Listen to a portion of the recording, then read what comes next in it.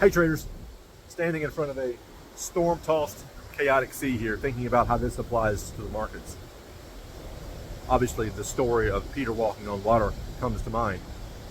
Peter gets a lot of flack for this one, and I think there's an example for us in our trading that we often overlook in that story.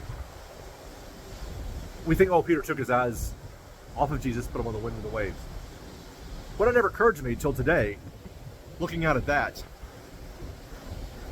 was that was there before Peter made his decision to get out of the boat.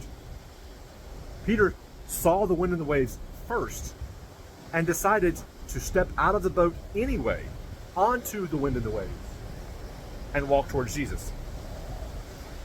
I think this applies so often in our trading that we can be in a nice safe place. We can do all of our testing, we can come up with systems, we can do all of that. But we have to actually step out of the boat into the chaotic, unpredictable situation.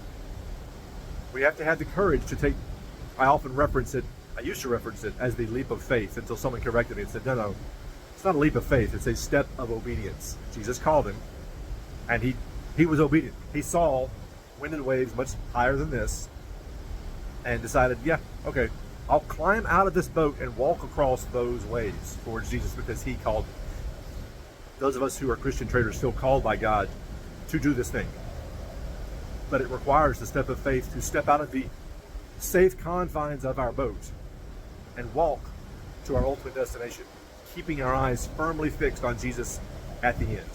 So next time you hear that story, think about how it applies to you in your trading, that step of obedience, leap of faith. Let's all cut Peter some slack.